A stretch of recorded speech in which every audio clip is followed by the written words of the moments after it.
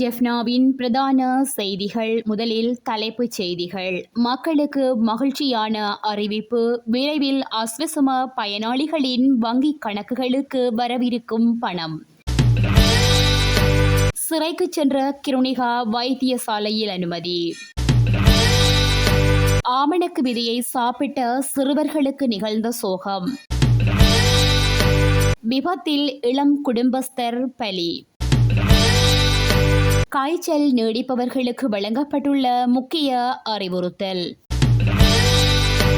அஸ்வசும நலன்புரி திட்டத்தின் கீழ் 6,22,495 பயனாளிகளின் வங்கிக் கணக்குகளில் வைப்பு செய்வதற்காக நலன்புரி நம்பிக்கை சபை 11.6 பில்லியன் ரூபாவை விடுத்துள்ளதாக தெரிவிக்கப்பட்டுள்ளது. இந்த திட்டத்தின் கீழ் 2024 ஜூன் மாதத்திற்கான இடைநிலை மற்றும் பாதிக்கப்படக்கூடிய பிரிவுகளின் கீழான கொடுப்பனவுகளையே நலன்புரி நம்பிக்கை சபை விடுத்துள்ளது.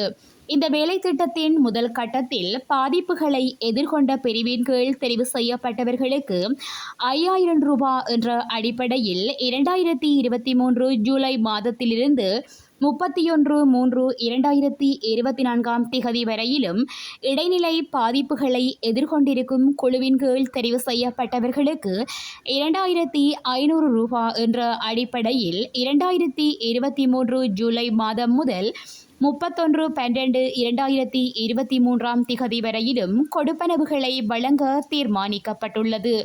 ஜனாதிபதியின் அறிவுறுத்தலின் கீழ் பாதிக்கப்பட்ட மற்றும் இடைநிலை பாதிப்புகளை எதிர்கொண்டவர்களுக்கான கொடுப்பனவுகளை 2024 ஜூலை முதல் 2024 டிசம்பர் வரையில் விசேட கொடுப்பனவாக 5,000 ரூபாய் விசேட கொடுப்பனவை வழங்க தீர்மானிக்கப்பட்டுள்ளது. மேலும் மிகவும் வறுமை கோட்டிற்கு கீழானவர்களுக்கு வழங்கப்படும் கொடுப்பனவும் தொடர்ச்சியாக வழங்கப்படும் என நலன்புரி நன்மைகள் சபையின் தலைவரும் ஆணையாளருமான ஜயந்த விஜயரத்ன தெரிவித்துள்ளார். 3 வருட கடூழிய சிறை தண்டனை விதிக்கப்பட்ட முன்னாள் நாடாளுமன்ற உறுப்பினர் கிருணிகா பிரேமச்சந்திர சிறைச்சாலை வைத்தியரிடம் அழைத்துச் செல்லப்பட்டுள்ளதாக தெரிவிக்கப்பட்டுள்ளது. மருத்துவ அறிக்கை பெறுவதற்காக அவர் அழைக்கப்பட்டுள்ளதாகவும் அவர் வெலிக்கடை மகளிர் சிறைச்சாலையின் அறையில் தடுத்து வைக்கப்பட்டுள்ளதாகவும் சிறைச்சாலை திணைக்களம் குறிப்பிட்டுள்ளது. அத்தோடு கிருணிகா பிரேமச்சந்திரவும் ஏனைய கைதிகளுக்கு வழங்கப்படும் ஆடையுடன் அறையில் தடுத்து வைக்கப்பட்டுள்ளார் என தகவல்கள் வெளியாகியுள்ளன. தெமட்டகொட பிரதேசத்தில் கடையொன்றில் பணிபுரிந்த இளைஞரை கடத்திச் சென்ற குற்றச்சாட்டின் பேரில் முன்னாள் நாடாளுமன்ற உறுப்பினர் கிருணிகா பிரேமச்சந்திரவுக்கு கொழும்பு மேல் நீதிமன்றம் 3 வருட கடூழிய சிறை தண்டனை விதித்துள்ளது. இதன் அடிப்படையில் குற்றஞ்சாட்டப்பட்ட கிருணிகா 18 குற்றச்சாட்டுகளில் குற்றவாளியாக அடையாளம் காணப்பட்டதோடு ஒவ்வொரு குற்றச்சாட்டிற்கும் தலா 20,000 ரூபாய் அபராதம் விதித்து நீதிபதி உத்தரவிட்டுள்ளார்.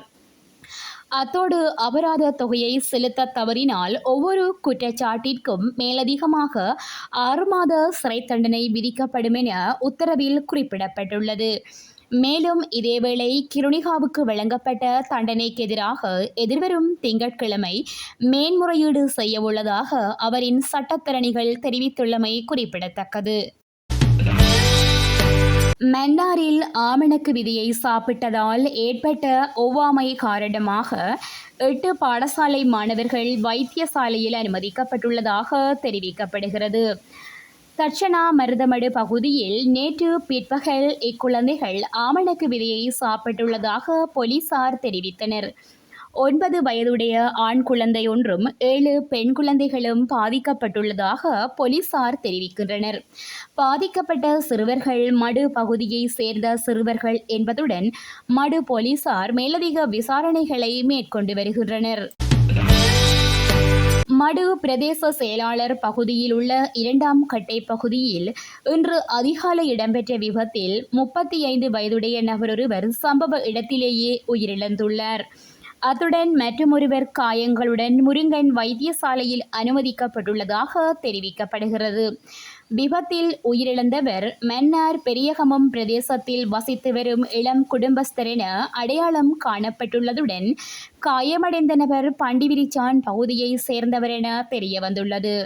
காயமடைந்தவர் முருங்கன் வைத்தியசாலைக்கு கொண்டு செல்லப்பட்டு அங்கிருந்து மேலதிக சிகிச்சைக்காக மன்னார் மாவட்ட பொது வைத்தியசாலைக்கு மாற்றப்பட்டுள்ளார். உயிரிழந்தவரின் சடலம் மன்னார் மாவட்ட பொது வைத்தியசாலையில் வைக்கப்பட்டுள்ளதுடன் மேலதிக விசாரணைகளை போலீசார் முன்னெடுத்துள்ளனர். நிலவும் மழை நிலைமை காரணமாக டெங்கு நோய் பரவல் அதிகரித்துள்ளதாக சுகாதார அதிகாரிகள் சங்கம் வலியுறுத்தியுள்ளது. சுகாதார அமைச்சின் தேசிய டெங்கு கட்டுப்பாட்டு பிரிவின் அறிக்கையின்படி ஹம்பகா மாவட்டத்தில் அதிகளவான டெங்கு நோயாளர்கள் பதிவாகியுள்ளனர்.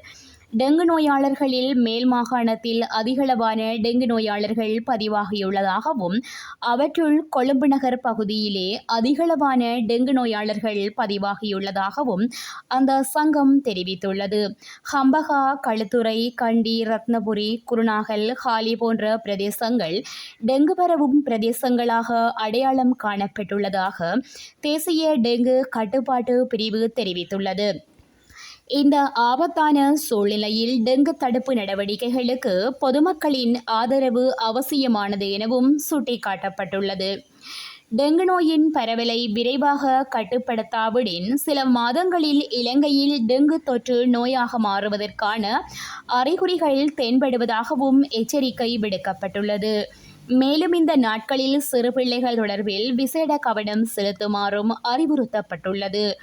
இதேவேளை சிறுவர்கள் மற்றும் பெரியவர்களுக்கு காய்ச்சல் நீடித்தால் அவர்கள் ஆரம்பம் முதலே ஓய்வில் இருக்க வேண்டும் எனவும் சுகாதார அதிகாரிகள் வலியுறுத்தியுள்ளனர். இத்துடன் செய்திகள் நிறைவடைகின்றன. மேலும் செய்திகளை அறிந்து கொள்ள எமது இணையதளமான www.todayjefna.com என்ற இணையதளத்தினை பார்வையிடவும்.